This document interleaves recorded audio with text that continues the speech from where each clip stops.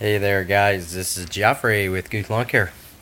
Hey, yesterday I brought a video for you about how I got started in the lawn care business, and today I'd like to do a little video on how I decided for my name for my business. And you might think, well, that's pretty simple. It's just your last name, Guth Lawn Care, and yes, that is very true. Thing is, though, I decided to go with my last name due to the fact that when I was first kind of starting out my business, and even a little bit today, people in town tended to know that last name of Guth. They would just come up to me and they'd say, "Hey, are you related to such and such Guth?" And it was always like, "Yeah, I am." You know, they know my grandfather, or some even knew my great grandfather or my great uncle, and things like that. And it was kind of it was always a good thing. They always had a good memory of that Guth individual, and it was kind of like, I'm so glad that they knew my family and that they had such a positive influence on people in town, and they were just very well respected, and I guess just a good legacy that they left. And so I kind of wanted to keep that name then, because it was kind of known around town. And part of the reason why it was so known, I'm going to read this to you here in just a second. If anybody is familiar with town of Washington, down on the west end of Washington, there's an area called Sunnyland, and there is a little cemetery down by Domino's Pizza, which would be just west of that little one there. She wants to hear herself talk, I guess. But anyway, there's an area west of the Sunnyland Plaza, and it's called Guth Cemetery. And maybe find a picture of it here. Here it is. If you're familiar with town, maybe you've seen that then before. But anyway, that is Guth Cemetery. And there's some history to it, okay? So let me read this. It's on the south side of the road of Route 8. And it was originally land that was owned by Peter Guth.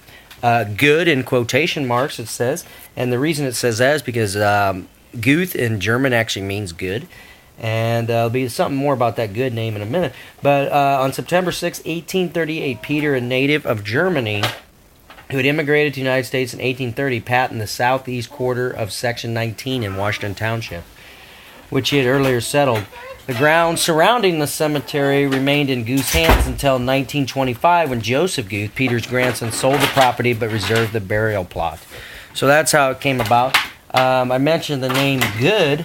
You may have heard of the town called Goodfield. It's on Interstate 74, and Interstate 74 goes right between it, and that's a town just to the southeast of us, about 15 minutes.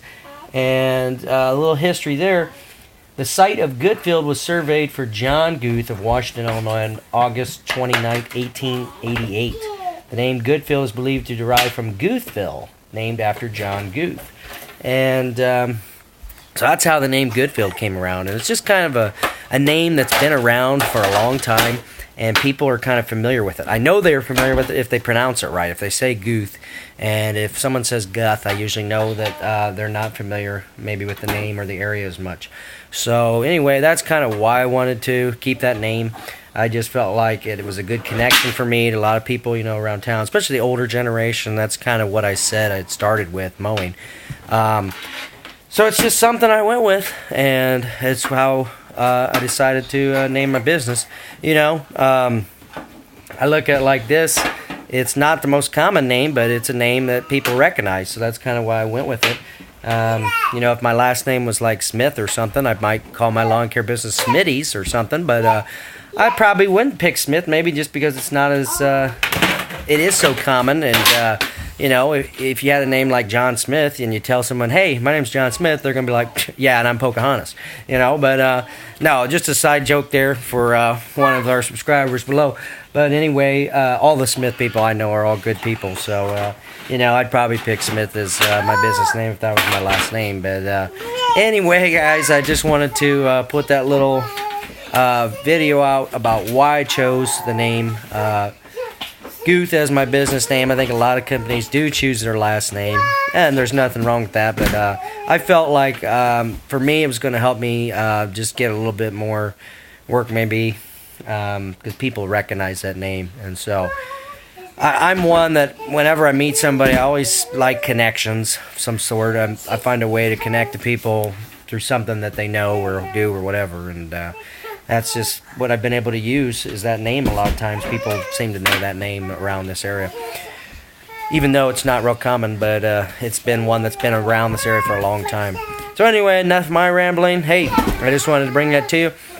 I had a good question in a recent video last night. I think it was from 5 Points that watches this, and they said, how do I manage my business being full-time and working, 2 businesses where I'm doing part-time mowing, full-time job, and hope to do a video on that soon. So look for that in the future.